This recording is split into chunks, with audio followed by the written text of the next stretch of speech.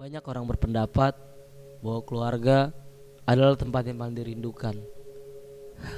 Bagi gue, nothing. Ayah, ibu, semua sama aja. Nama gue Firmanto Asudungan Marbun. Panggil aja gue Firman. Ya, inilah hidup gue yang penuh kepahitan, terutama terhadap nyokap. Nyokap gue otoriter. Kamu dari mana aja? Dan gue sering banget ngelawan sama dia. Yang bener. Kamu bilang kamu dari mana aja?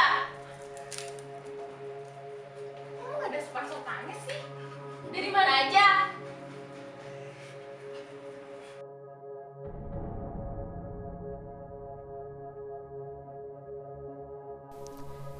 Itulah keseharian gue. Setiap harinya gue pergi pagi, pulang malam. Dan saat pulang gue hanya melawan nyokap gue. Pergaulan yang buruk udah merusak kebiasaan gue yang baik. Dan gak jarang gue melampiaskan kekesalan gue dengan ngerokok, ngeganja, dan bahkan mukulin junior gue. Inilah hidup gue yang hancur. Itu gue lakuin hanya untuk kesenangan gue. Tapi dalam hati gue masih kosong.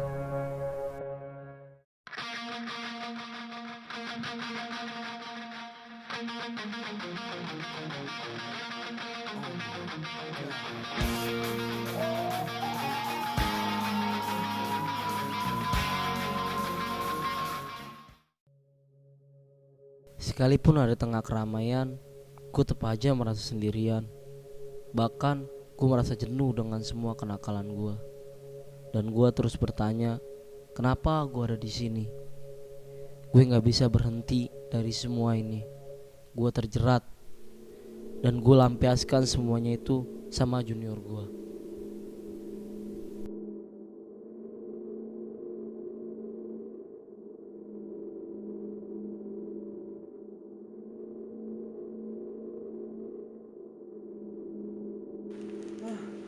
Ampun Nyor.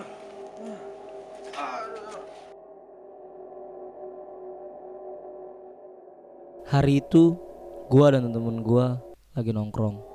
Dan gak pernah gue sangka kalau hari itu akan menjadi titik perubahan dalam hidup gue. Dan saat itu lewatlah seseorang yang membawa gue pada perubahan.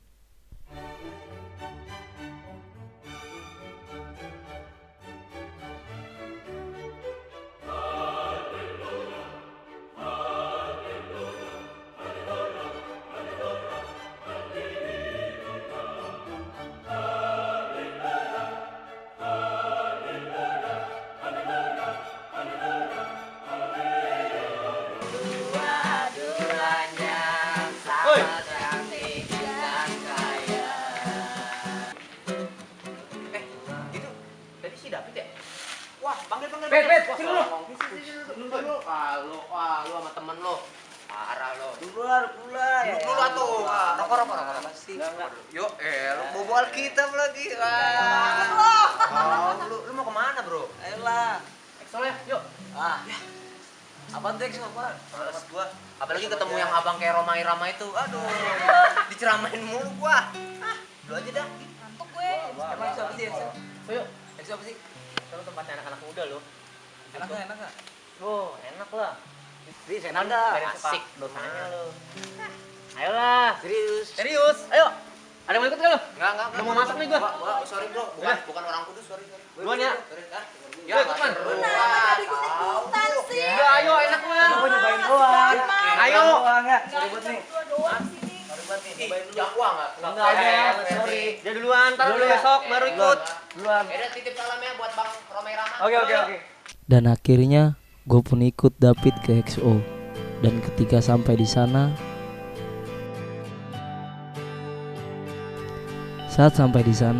jujur gue merasa banget sukacita. Sekalipun gue nggak tahu apa-apa dan mungkin hanya terlihat diam, tapi gue merasa banget sukacita karena mereka menyambut gue dengan tulus, bukan seperti orang-orang munafik. Selesai ibadah, ada seorang yang mengajak gue sharing. Namanya sih Bang Ari, dia SKSD gitu dia sama gue. Tetapi tetap aja gue nggak terlalu peduli. Dan setelah sharing, dia pun ngajak gue untuk berdoa. Ya dia berdoa panjang lebar, tapi mungkin karena hati gue keras, gue hanya melihat dia dan heran. Emang bener ya masih ada orang yang peduli sama gue. Selesai sharing, dia pun minta nomor HP gue dan selalu aja di SMS gue tiap hari. Tanya kabar lah, kirimin ayat lah, tapi bagi gue yang gak penting, jadi gak gue terlalu tanggepin. Dan selalu saja gue jawab dengan kata-kata yang bikin dia kesel. Tapi disinilah awal titik balik hidup gue.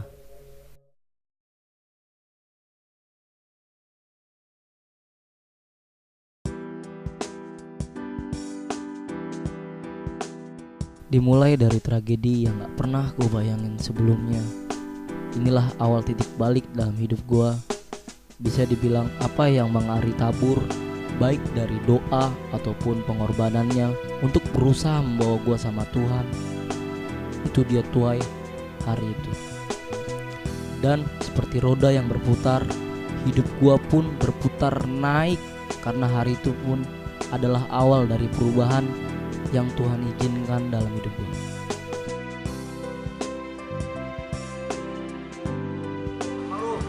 Jam berapa ini betul? Coba main motor lu, udah cepetan.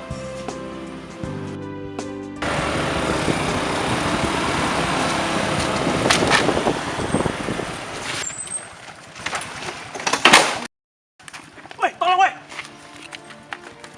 Masih lo? Slow. Gimana nih? Udah, Tanggung jawab kan lo? Hah? Slow. Bawa motor deh, banyak makanya. Mana nih orangnya? Mana? Gue tanggung jawab.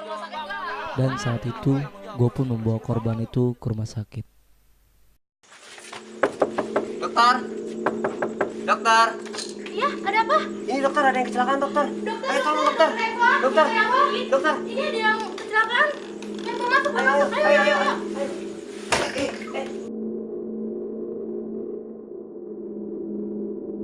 Hari itu gue benar-benar kalut dan gak tahu lagi harus gimana. Dan satu hal gue kembali teringat XO dan Bang Ari. Dan gue pun minta ampun sama Tuhan. Dan saat itu Tuhan ngingetin tentang saat teduh yang udah Bang Ari ajarkan sama gue. Dan gue pun mulai mencoba untuk saat teduh. Ketika Bang Ari ngajarin gue untuk saat teduh, gue ngikut aja karena gue pengen banget berubah. Dan dalam hati gue terdorong untuk saat teduh. Dan entah kenapa pagi itu Tuhan benar-benar berbicara buat hidup gue. Gue dapetin satu ayat yang bilang, barang siapa ku kasih, ia ku tegur dan ku hajar. Sebab itu relakanlah hatimu dan bertobatlah. Itu ngena banget buat gue. Gue sadar semua yang gue lakuin itu gak layak dapat pengampunan. Sekalipun Tuhan harus menegur gue dengan tragedi kecelakaan itu, gue yakin itu semua karena dia sayang sama gue. Dan gue pun mulai membuat komitmen untuk berubah. Yes, gue harus berubah. Dan setelah itu gue pun mulai terbuka sama Bang Ari tentang hidup gue. Dan dia bilang gue ikut Tuhan itu gak boleh setengah-setengah. Akhirnya dia menantang gue untuk terima Tuhan Yesus sebagai juru selamat dalam hidup gue. Kita pun berdoa saat itu. Gue benar-benar minta ampun sama Tuhan Yesus dan meminta Tuhan untuk memimpin hidup gue. Dan di situ gue buat komitmen bahwa gue harus berbalik dan mengikuti dia. Dan Bang Ari meminta gue untuk menjadi muridnya. Dan satu langkah awal yang gue buat adalah meminta maaf sama orang tua dan orang-orang yang pernah gue sakiti. Awalnya waktu gue bertobat banyak banget yang gak percaya, tapi gue tunjukin sama mereka dengan ngelakuin hal yang dunia pikir itu gila, yaitu minta maaf sama orang tua dan junior gue.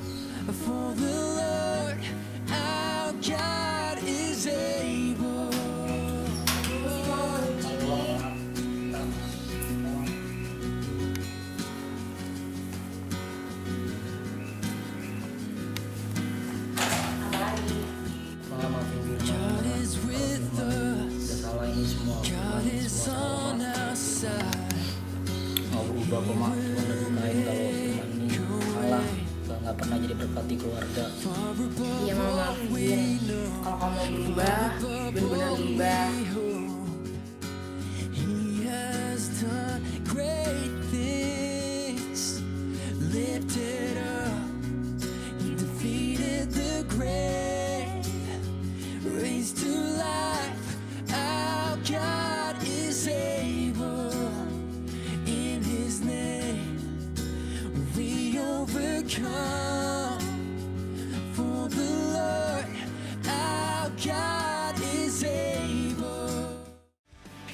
Setelah gue terima Yesus, dia pimpin gue dari masa lalu yang kelam kepada masa depan yang cerah. Dan terkadang suka senyum sendiri sih kalau gue ingat masa lalu gue yang dulu. Dan hari ini itu bukan firman yang dulu lagi. Dan gue teruskan untuk mulai melayani Tuhan dan setia sama Dia, karena gue tahu ada karyanya yang lebih besar yang akan Dia lakukan dalam hidup gue. Dulu gue menganggap bahwa hidup gue ini gak ada artinya.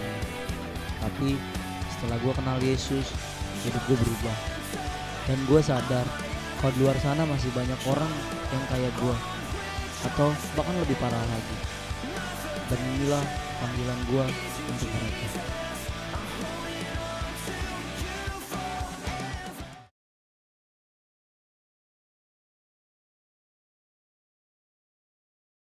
Gue ngerti sekarang kalau panggilan hidup gue itu untuk memuridkan, bukan hanya mengenal Tuhan dan minta diberkati, tapi juga gue harus memuridkan karena gue mengasihi Dia.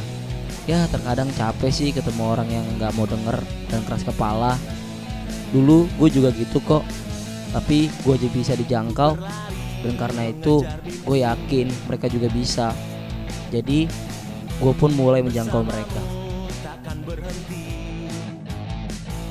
Dan sekarang gue pun punya 3 orang murid dengan karakter yang berbeda. Dan ini murid gue yang pertama. Anak muda yang satu ini tipikalnya galau karena percintaan gitu deh. Kalau boleh jujur, gue tuh gak ngerti apa-apa tentang cinta. Lebih baik kita putus aja deh. Kenapa?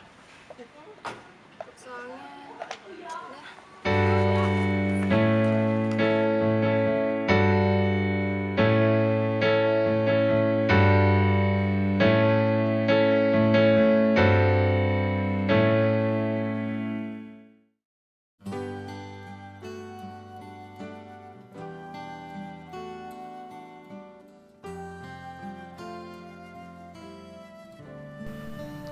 Tapi gue coba untuk memuridkan dia, dan akhirnya dia pun mau berubah kok.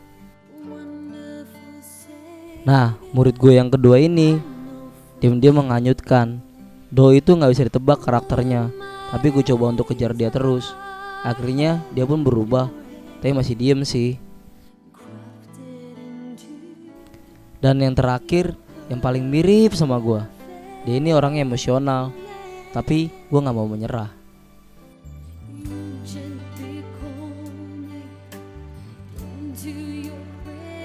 Dan sampai akhirnya dia pun berubah. Yang tadi suka marah-marah, sekarang jadi orang paling ramah. Dan bahkan kelewatan ramahnya, sampai suka senyum sendiri. Hati-hati ya.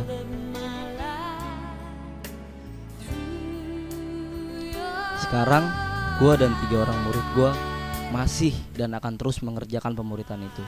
Seperti Mazmur 126 ayat 5-6, orang yang menabur dengan mencucurkan air mata akan menuai dengan sorak-sorai, dan orang yang berjalan maju dengan menangis sambil menabur benih pasti pulang dengan sorak-sorai sambil membawa berkas-berkasnya. Dan karena itu gua akan terus memuridkan dan terus mendorong anak murid gua untuk melakukan hal yang sama, dimulai dari Bogor, lalu Indonesia, dan sampai ke bangsa-bangsa. Karena itu kami gak akan berhenti.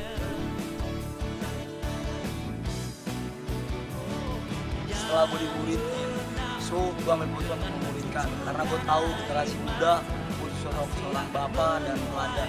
So gimana buat lo semua yang mau gak memuridkan? Menabur? Menuai Memuridkan. Yeay.